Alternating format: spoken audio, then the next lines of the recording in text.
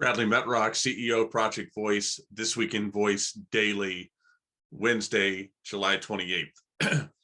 Where's my TV? Where's my big TV that I just grabbed and brought into the frame because I was too lazy to figure this stuff out? It's gone.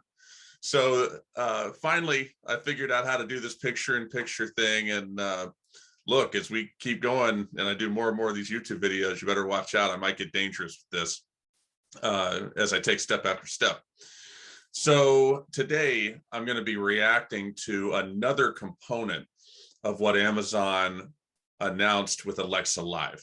So Amazon had Alexa Live last week, virtual event, announced 50 plus features for Alexa in the Alexa ecosystem, the most features they ever announced in one event. And already I've talked about paid skills, which I think is #1 on the list. I've talked about Alexa shopping actions in another This Week in Voice Daily video, which I think is a very important feature as well. I've talked about some of the stuff they ended the event with, Matter, the interoperability standard, and the Voice Interoperability Initiative and the Multi-Agent Design Guide, some of the other things they've done, and just what I see as a big gaping need to get the open voice network involved with what they're doing, which currently has not happened. And I might have another video or two in me to talk about Alexa Live. We'll just have to see. But today I'm going to react to a video Amazon put out talking about Amazon Music Spotlight and then this DJ request feature, both of which are now features of Alexa that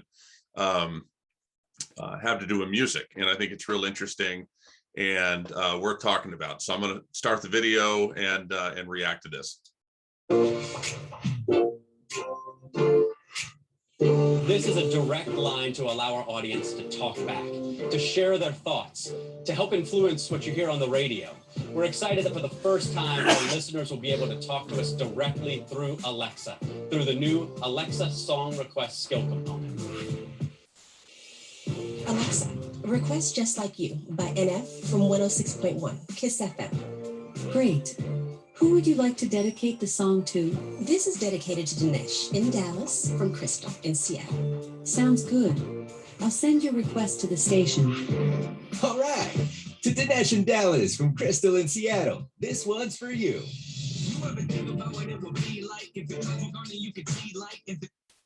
So this is interesting. I really like this feature. I think it's interesting. I think it's creative.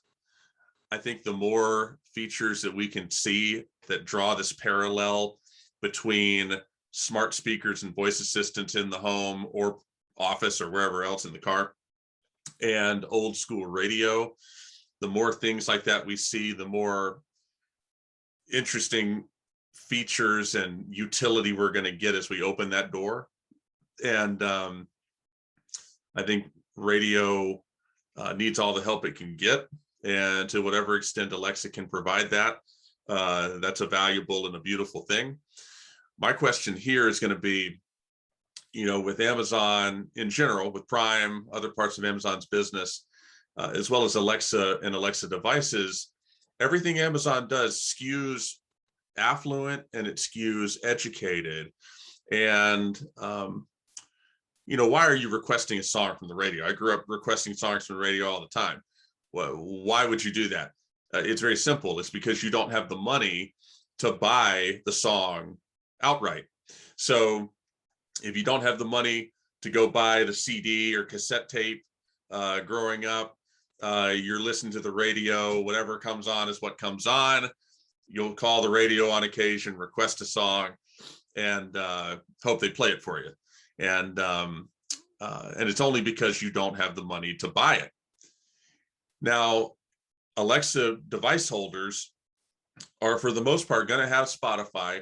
They're going to have Amazon Music. They're going to have Apple Music. They're going to have one or more services.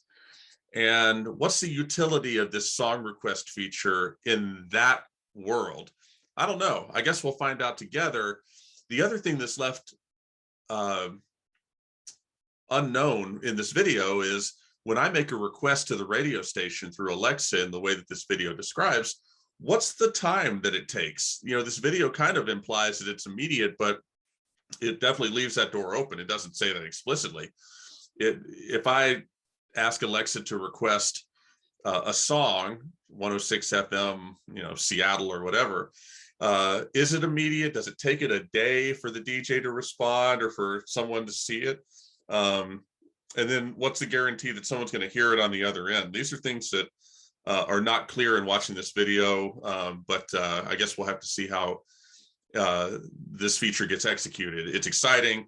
I think it's something that can add a nice little wrinkle to Alexa and Echo devices if it's done right. But we need more information. It's open when you take flight, or just close the curtains up and stay inside. Take a walk with me, take a risk with me. Amazon Music is thrilled to announce the upcoming launch of Spotlight. Is Steve Boom this guy's real name? Because if it is, he's in the right profession. Spotlight's a tool for artists to take advantage of the power of Alexa and communicate directly with their fans. Artists can highlight a song, album, or playlist alongside a personal message. Oh my God, I love her! Oh, yes. You guys, it feels so good to be back in the studio and with my best friend, Megan. She's an inspiration in my life. And this song shares memories of our last year in school together. We'd love for you guys to try out Spotlight today. Tones and I and Little Sims are already using Spotlight. So this was a little confusing to me also. I love this feature too. I love the idea of having extra, bonus, premium, plus content within ecosystems and using that as a gravitational pull for users. I always think back to DVDs. I would love to see when a film that I enjoyed came out on DVD, what bonus features are going to be on the DVD, because they would include them because DVDs were so large that they had extra space most of the time. So they would take advantage of that by rolling out bonus features. And that would be, for me, something I would always look at when deciding, hey, am I going to buy this now, buy it later, buy it never, whatever. And this Spotlight feature with these artists talking over the top of their music and providing this sort of running commentary, it's right out of that playbook. Now, as you just heard, this gentleman from Amazon Music says, hey, we're using this now. Well, what happens when I use this now? I'm going to do this live on video here. Alexa, play the Tones and I Spotlight. This is Tones and I from Spotify. So I'm on my own now. Alexa, stop. So when I do the precise thing in this video, it does not play.